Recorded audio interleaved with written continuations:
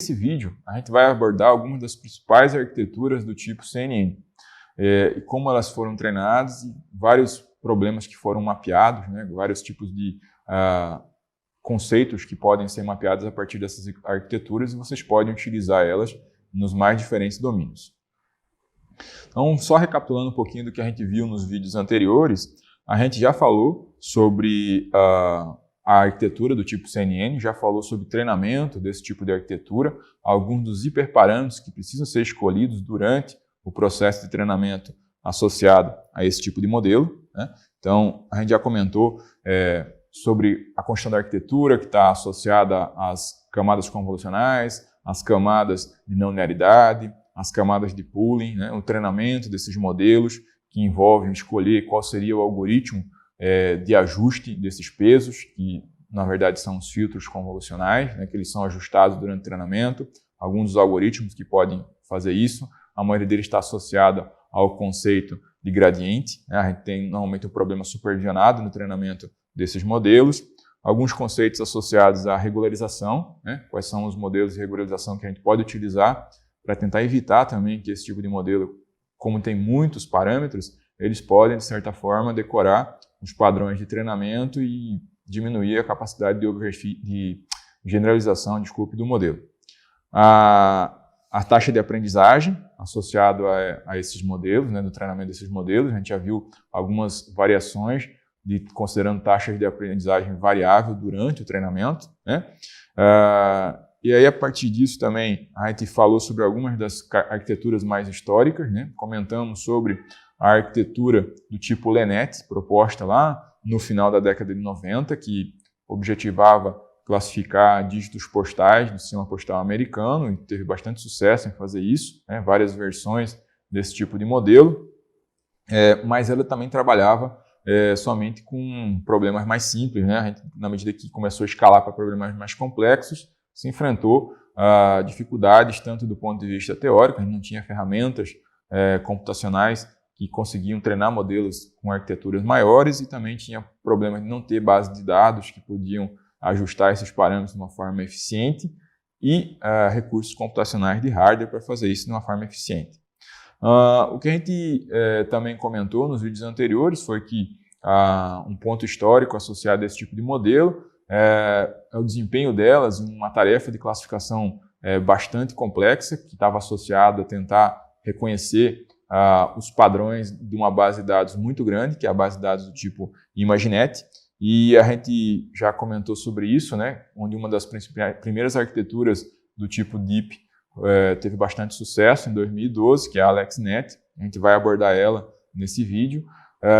E esse tipo de arquitetura teve bastante sucesso e começou a ganhar evidência sendo aplicada nos mais diferentes domínios a partir desse tipo de problema. Então a gente vai abordar várias das arquiteturas que ganharam essa competição a partir de 2012. A partir de 2012, todas as arquiteturas que ganharam essa competição constituíam arquiteturas do tipo Deep, normalmente considerando arquiteturas CNN, né, na representação das informações, até 2017, quando essa competição deixou de ser realizada, porque a gente já estava com uma taxa de acerto superior à taxa de acerto humana nesse tipo de mapeamento de dados.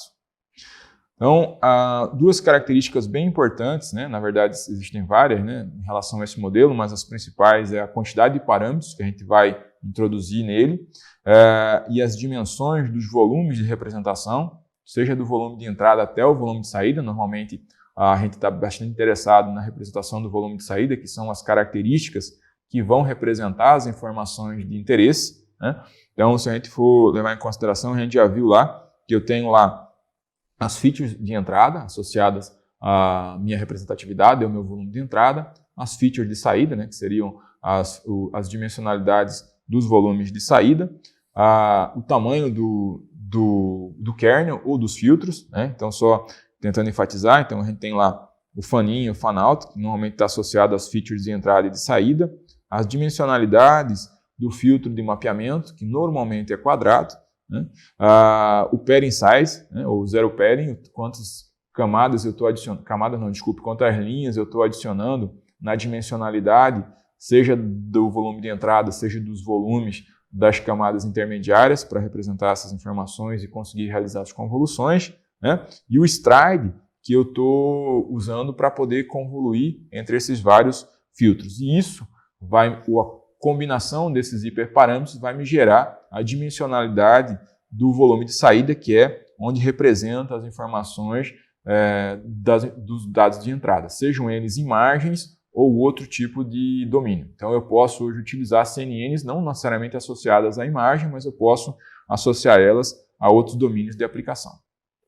Então, voltando um pouquinho aqui para um dos primeiros modelos que evidenciou a potencialidade desse tipo de modelo, é um modelo conhecido como AlexNet. Então, foi um modelo que ganhou a competição em cima da base de dados ImagiNet em 2012. Então, foi uma proposta muito interessante, que era uma evolução do modelo LeNet. Então, se vocês olharem para a arquitetura desse modelo, ela é bastante similar a arquitetura proposta no final da década de 90, veja, desde a década de 90 a gente já tinha conhecimento acerca desse ferramental teórico, mas uma aplicação prática em uma base de dados, em um problema mais complexo, somente aconteceu depois de 2010, 2012, né, utilizando esse mesmo tipo de abordagem. Então, a AlexNet, ela recebia como entrada uma imagem lá da ImagiNet, da base de dados ImagiNet, com as dimensões lá de 227 por 227, por 3 canais de representação, dado que essas imagens são coloridas. Então aqui vocês estão tendo um exemplo, né, que foi publicado no paper do Krasevsky, de 2012, onde ele apresenta essa arquitetura. Né? Percebo que existe uma diferença aqui na imagem e uma diferença na representação que eu estou apresentando. Né? Ele fala em 224 por 224, quando a gente fala em 227 por 227. Esse possivelmente foi um erro, porque se você fizer todas as continhas para tentar chegar à configuração dos volumes, você não consegue fazer isso a partir de 2224, e sim a partir de 227, então possivelmente foi um problema de representação. Essa é uma das imagens que mais circula aí na internet, em todas as aulas associadas a CNNs, e vocês vão perceber que ela é uma imagem que está cortada, como eles representaram essa arquitetura. Percebam também que ela corresponde na verdade, não uma arquitetura do tipo CNN, mas a 2 arquiteturas do tipo CNN. Percebo que tem aqui uma representação, uma sub-representação, meio que separa aqui essa rede no meio, como se fossem 2 redes interligadas, e as 2 são aplicadas à mesma imagem de entrada. Isso porque ela foi uma das primeiras arquiteturas a treinar usando GPU, mas a quantidade de memória dessa GPU era 3 GB, não era suficiente para fazer as operações em uma GPU só, então ele usou a combinação de 2 para fazer esse tipo de operação, que pode eventualmente ter contribuído também para uma diferença dos resultados. A gente usa normalmente uma única GPU para poder fazer o treinamento desse modelo, mas os resultados são bastante similares. Mas é uma característica histórica interessante. Né? E aí, a partir disso, qual foi a proposta dos autores? Né? Eles pegaram um filtro inicial aqui, um filtro de dimensões 11 por 11, então o primeiro filtro aqui, a convoluir sobre as camadas de entrada, está associado às dimensões de 11 por 11. Então, nessa primeira arquitetura aqui, que seria a Conv1, eles estão fazendo lá uma convolução aqui de 96 filtros, né? 48 filtros em cada uma das GPUs, né? 48 aqui e 48 aqui. E aí, a partir disso, eles estão gerando 96 filtros de representação a partir de um filtro de 11 por 11. Agora, percebam que a gente tem uma perda de dimensionalidade bem considerável, porque na medida que eu estou convoluindo um volume de entrada de 227 por 227 a partir de um filtro de 11 por 11, eu tenho uma redução drástica de representação. Né? Os filtros que são gerados, ou o mapa de representação gerado, possuem uma dimensionalidade de 55 por 55. Então, eu tenho uma imagem que era representada por 227 pixels, que agora está sendo representado por 55 nas dimensões de linhas e colunas. Então, a redução ela é bem considerável. Uma das formas de calcular aqui o tamanho do volume de saída, normalmente, a maioria dos frameworks já faz isso de forma automática, você só precisa arbitrar quais são os tamanhos que você vai usar. Obviamente que você tem que respeitar as dimensionalidades associadas aos volumes, tanto de entrada como que você quer gerar como saída. mas você pode aqui, por exemplo, pegar a dimensionalidade da entrada, menos a dimensionalidade aqui do filtro, mais aqui 2 vezes o tamanho do pairing, do zero pairing, dividido aqui pelo tamanho do stride, mais 1. Então a sua saída aqui vai ser uma dimensionalidade de 55 por 55, e a quantidade de filtros, lembrando, é uma quantidade de filtros que ela é arbitrada pelo projetista, né? E, então você vai ter um volume de representação aqui, um mapa de representação logo aqui na primeira camada convolucional, partindo de 227 por 227 por 3 canais de representação para 55 por 55 por 96 canais de representação. Então você aumentou muito a quantidade de informação que você está usando para representar o mesmo pixel ou o mesmo conjunto de pixels da informação de entrada.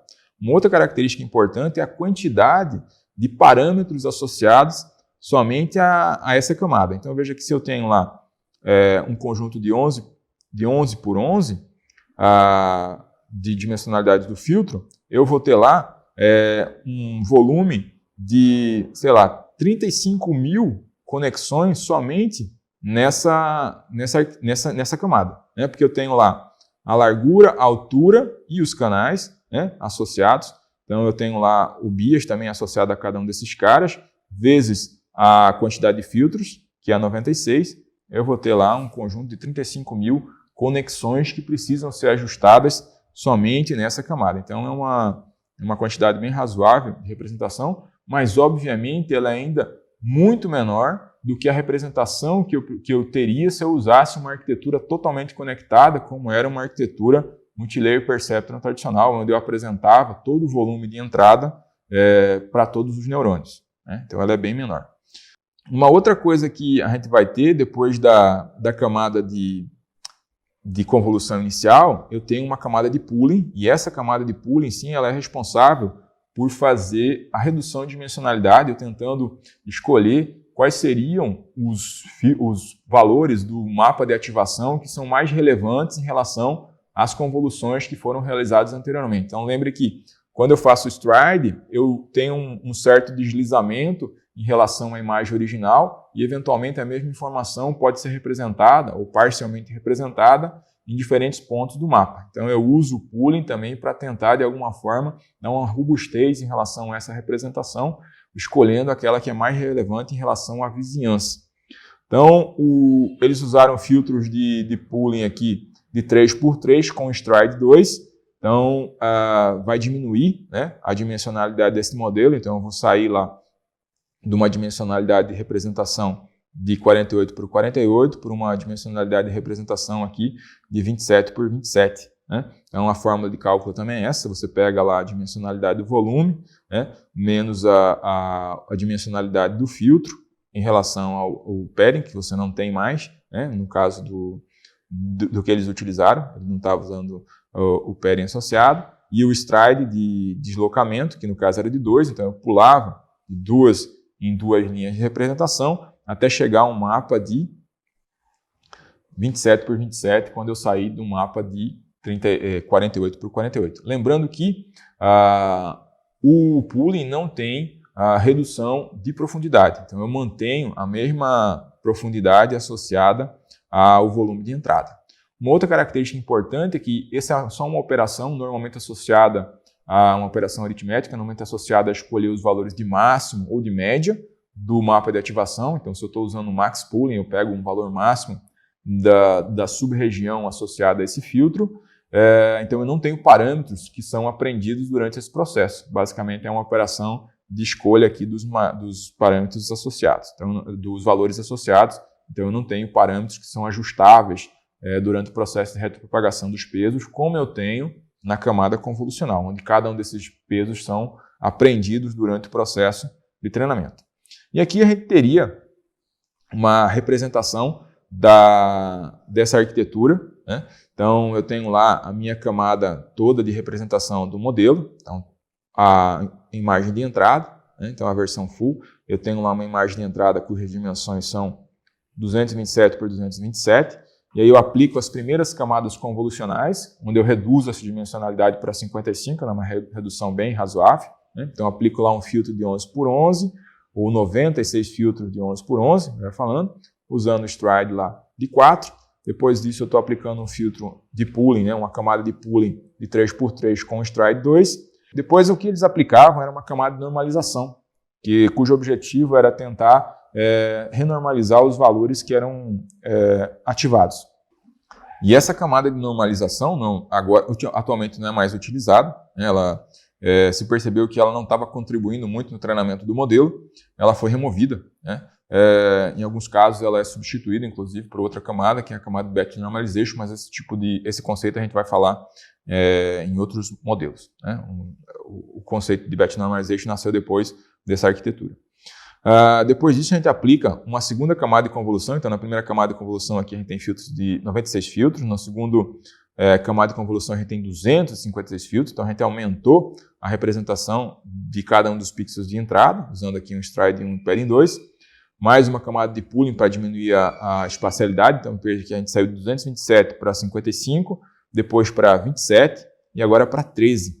13 por 13 é a dimensão de representação do modelo, uma segunda camada de normalização, depois mais 3 camadas de convolução, onde a gente aumenta aqui para 384 filtros de representação, usando stride 1 e padding 1, e uma última camada, que é a conv5, representando 256 filtros de representação e mais uma camada de pooling final para poder representar as dimensões de saída aqui. Agora a gente tem a camada final de representação, é uma camada de 6 por 6 por 256, na medida que a gente saiu com uma representação de 227 por 227 por 3. Então veja que a gente tem uma especialização muito grande em relação às características que são mais importantes daquela entrada e agora estão sendo representadas na saída. Depois disso, eles adicionaram algumas camadas totalmente conectadas para transformar essa informação aqui, que ainda é espacial, de 6 por 6 por 256, em uma camada flat, com 4.096 neurônios, ou duas camadas com essa mesma dimensionalidade, a F6 e a F7, até chegar à última camada, que era responsável por dar as ativações e a associação com os neurônios, dado que a gente tinha 1000 classes, né? Tem 1000 classes nesse problema de mapeamento aqui. Então, essa é uma arquitetura muito importante, muito usada até hoje, principalmente para fazer aprendizado por transferência. Resultados bem interessantes ainda, mas ela teve importância histórica porque ela foi uma das primeiras arquiteturas que introduziu esse tipo de conceito de arquitetura convolucional em um problema relevante, com resultados bem significativos, né? Primeira arquitetura que usou uma função de ativação do tipo ReLU, né, em uma CNN, usou algumas funções de normalização que atualmente a gente não usa, né? Uma outra característica importante desse tipo de modelo é que usou bastante Data Augmentation. O que isso quer dizer? Eles pegaram e fizeram algumas transformações da imagem, que a gente já comentou nos vídeos anteriores, seja rotacionar, alterar parâmetros de cor, de luminosidade do modelo, para poder aumentar a quantidade de informação de entrada e a variabilidade dessas informações, né? Usou dropout no treinamento, com 0.5, com probabilidade de dropar as informações. Um gradiente descendente com aumento, né? E uma outra coisa importante é que ele usou uma taxa de aprendizagem variável que era decrescida manualmente, na medida que você identificava um platô durante o treinamento e uma função de regularização. Então, foi uma arquitetura bastante importante durante o processo de ajuste desse modelo.